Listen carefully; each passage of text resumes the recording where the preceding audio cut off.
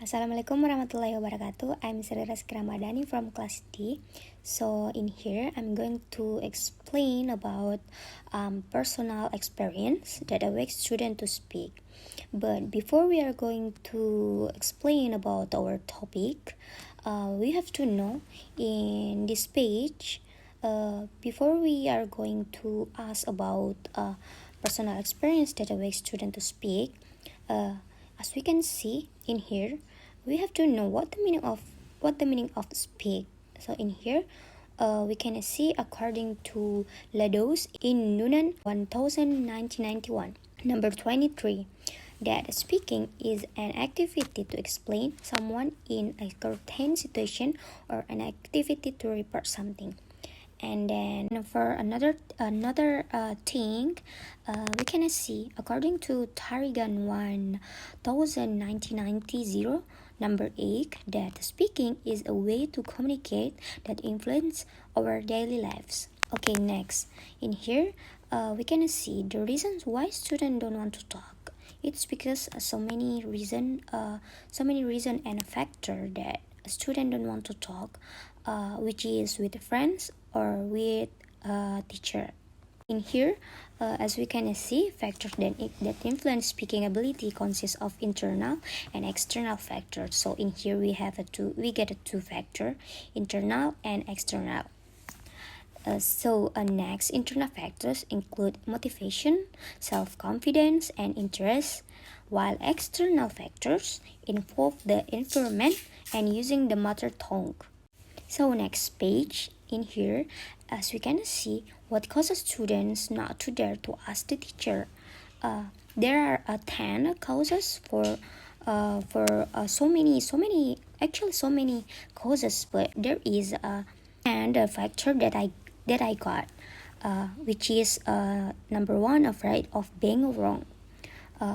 For my experience, that when I was in high school, I say to myself, if I want to ask something to my friend or my teacher, I always was afraid and wonder that if I say something to my friends or my teacher, I think my teacher or my friends will be making a joking or making a laugh.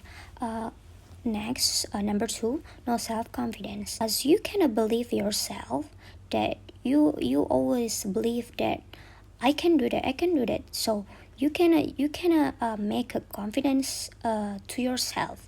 Next, number shame 2, on friends. So if you're talking with friends, you don't have to be shame, because with your friends, you can sharing your experience, your story about your daily life. So you don't have to be worried about that you're shame to your friends or which is your teacher. Okay, next, number 4, not critical thinking. If you don't have a critical thinking, in here you have to motivation yourself that you can thinking with fastly. Okay, next, number 5. In here, you can see students are reluctant to ask the teacher.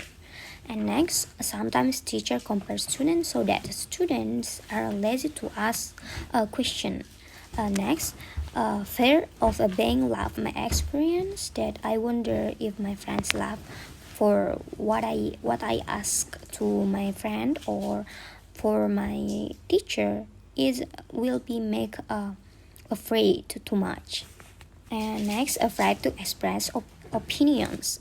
So in here you have to sharing your opinions according to what from what in your mind or from what your friends say. You can agree or disagree. And next, afraid to be asked to do the question, and then don't care about the lesson, and then don't like the material. So if you want to talking, if you want to dare yourself to ask something, you have to like the topic, the material. The teacher gave you material, you have to like it. Okay, next page you can see, for example, when the teacher has explained all the material, then the teacher demands that the student be asked again about the material.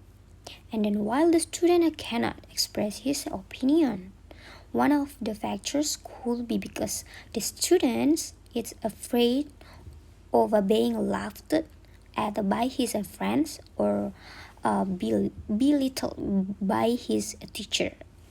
And then how to fix the problem. So in here I give you the solution that you can fix it. You can fix all the problem. In here, as you can see, number one, make yourself more open or extrovert to other people. Ask for things that are private. So you can sharing your many experience. Ask up your privacy. And then number two, fostering friendly relations with a student and teachers, but still understanding the boundaries of a distance between a student and a teacher. And number three, learn to speak up from existing sources.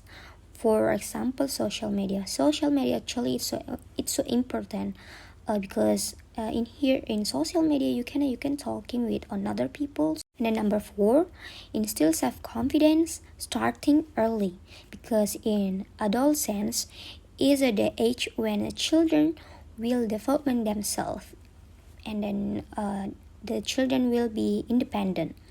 Next, number five, always motivate yourself to be able to communicate using good and a polite language, which is if you have a good language when you're talking with someone, it will be motivate yourself to always talking with other people.